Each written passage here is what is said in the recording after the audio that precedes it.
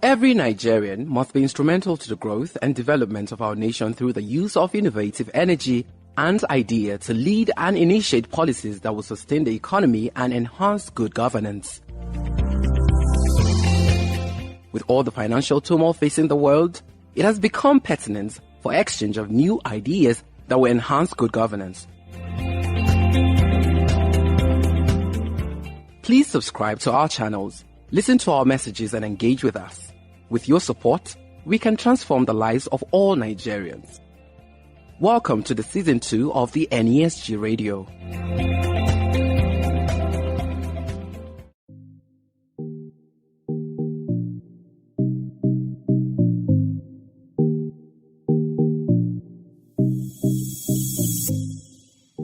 Hello there, welcome to the NESG podcast. My name is Oluwaseyi Vincent. Today we will be talking to Faith Iyoha on spending patterns and the impact of rising prices. Faith is an economist in the Research and Development Department at the NESG. Faith Iyoha, it's lovely to have you join us today. Thank you very much, Shay. Great. Okay, so give a generic description of a spending pattern and what is it in Nigeria? Basically, spending pattern is how your income or one's income is shared between consumption and savings. So when we talk about spending pattern, we want to know how you spend your money, how it is in Nigeria. In Nigeria, we have what we call the nominal and the real income, as we have generally or globally. But what we found basically is that the inflation is eroding our nominal income. This is what I'm talking about. You have 1,000 naira and the value you can get from 1,000 naira decreases on a daily basis. So you can buy a bread for 500 some few years ago. Now you can't buy the same bread. So when you look at the Nigerian spending income, our nominal income is about 173 trillion. And the real income, what this can actually buy, what your nominal or face value money can buy, is about 72 trillion naira. So you find out that as prices are rising, the real income is decreasing on a daily basis, and that means what you can buy is decreasing on a daily basis. Yes, that is indeed true. So we see a pretty big divergence between the nominal and the real income. So prices are definitely rising and squeezing the incomes of the Nigerian population. Thank you very much for that answer. Okay, so how has spending patterns changed over time in Nigeria? Okay, in Nigeria, the households spend about 75% of their income on consumption. But we have seen an evolution since 2003 to 2019. So when we look at the consumption spending, if we have 75% being spent on consumption, what are the goods we actually spend on? So in 2003, we spent about 67.8% of our income or of our consumption on food and beverages, out of which 1.3% is spent on hotel and restaurant. In 2019, this depreciated, we spent 56.6%, of which 11.4% is spent on restaurant. So what we find is that consumption has changed for food, not even only food, even across clothing, footwears, household, water, electricity, gas, transport, and some others. So when we go through this, these consumption items constitute about 98% in 2003, and it dropped to 93% in 2019. Now, currently, we spend about 70% of our income on consumption of these goods. With rising prices, you find an evolution, a change in what we spend on. People moving from needs that are safety needs, moving from esteem needs, and dripping down to food. Great. Thank you very much for your answer. So we see that food and beverages constitute a large proportion of what the Nigerian population spend their income on. And if we have rising prices of these items, then it's going to be pretty bad for many people. Okay, so on to the next question. So what are the determinants of spending patterns? Okay. Like I've said, one basic determinant or a fundamental determinant of our spending patterns is income. So there are several questions you need to ask yourself as an individual before you spend. So the first question is, do I have the money? What is my budget? Can I accommodate to what I want to spend on? The next question is this item I want to purchase, is it a need or a want? Is it really important to have this? Can I do without it? These are questions we ask ourselves on a daily basis before we consume or purchase any product. Another question, another determinant of our spending is our values, our beliefs. Does this purchase align with my belief?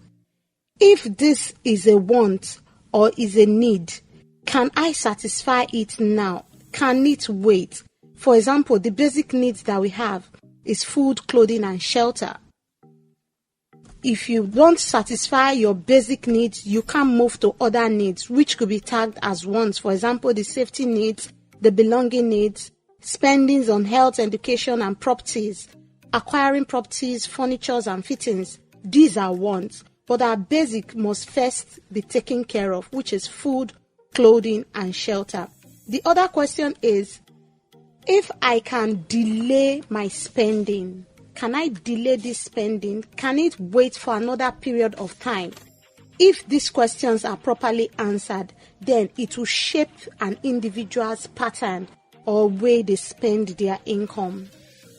Great. I think that answer is very clear-cut, very intuitive. I think most people, that's generally how they make decisions, or at least we hope that's how they make decisions. For a rational individual. Exactly, a rational individual.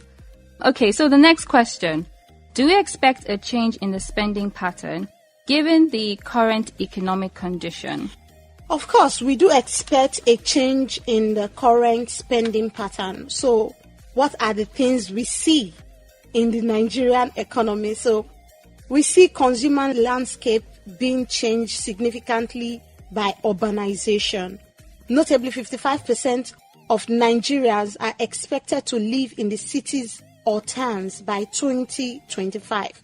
This means 55% growth in urbanization. The urban population is expected to double even in 2037, more than that of both China and India put together. If we have this surge in urbanization, it means there will be pressure on amenities, there will be pressure on food, there will be pressure on transportation, pressure on housing and utilities. There will also be corresponding leap in consumption per capita, because you find that few people are now being burdened with production process. The production process is not so large. You find that you have a very large numbers that are demanding for these products in the city. That pressure will lead to a spike in prices, and that will also constrain the pattern of people's consumption.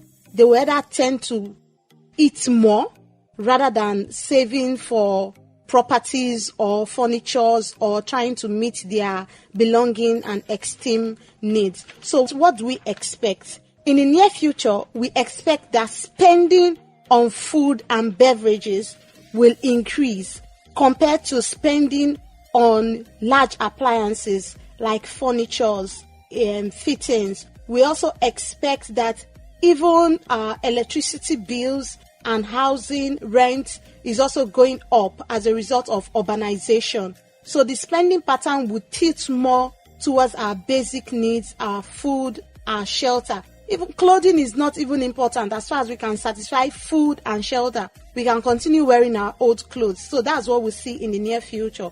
Consumption pattern is going to tilt towards food and beverages.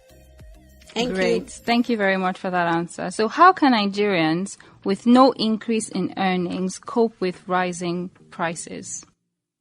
Basically, when we talk about rising prices, a major way is that people will avoid large purchases. People will tend to delay consumption. So probably you need some money, for example, for education. People will reduce consumption. They will delay it. They will apportion some savings for education over a period of time before they can now consume education. So instead of paying for education today, you can ask your child to sit at home for the next one section so that you can gather the school fees for that child. Then you can now pay after one session. So it is called delayed consumption. It's not that you are not going to do it, but you do it at a future date. So that's one way to cope with rising prices. Another way to cope with rising prices is that people will buy in bits instead of buying in bulk, because I have 1,000 naira, I can afford 2 loaves of bread, then I should buy one instead of buying 2. So I buy one, maybe next week I can buy the second one, and so on. So people buy in bits, whatever they need that they think they must satisfy. So that's their basic need.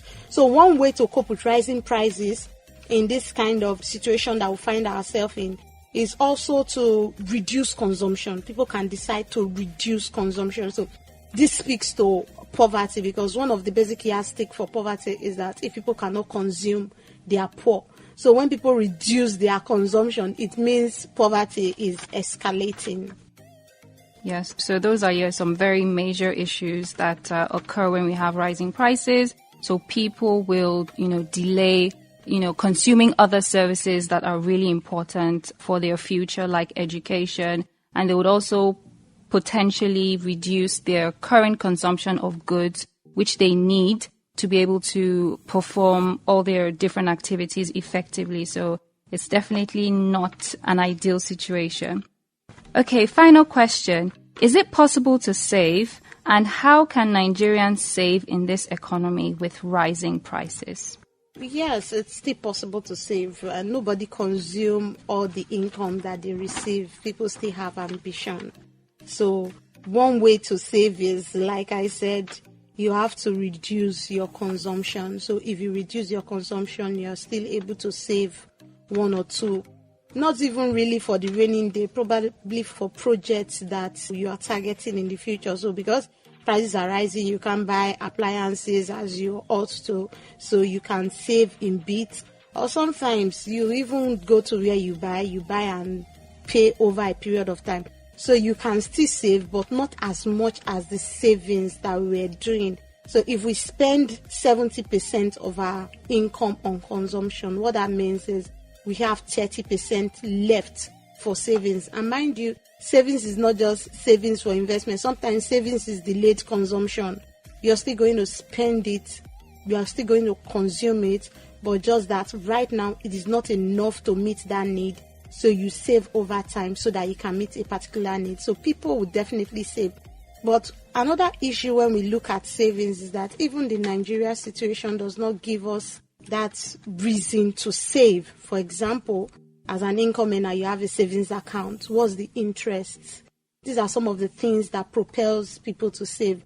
But in Nigeria, that's not one of the reasons we save. We are supposed to save because, we are going to earn interest, which is additional income. But in Nigeria, we save for safekeeping. I don't want it to be stolen, or I don't want to spend it. That's the reason why we leave in the account. So people can still save, but the reason we save in Nigeria is not because we want to really invest, but it's basically for delayed consumption or for safekeeping. Thank you. Great. So it's been an insightful conversation with our resident economist, Faith Iyoha. Thank you very much, Faith, and thank you, listeners, for tuning in. Thank you very much, Shay. For more information, visit www.nesgroup.org/podcast. Do have a great one.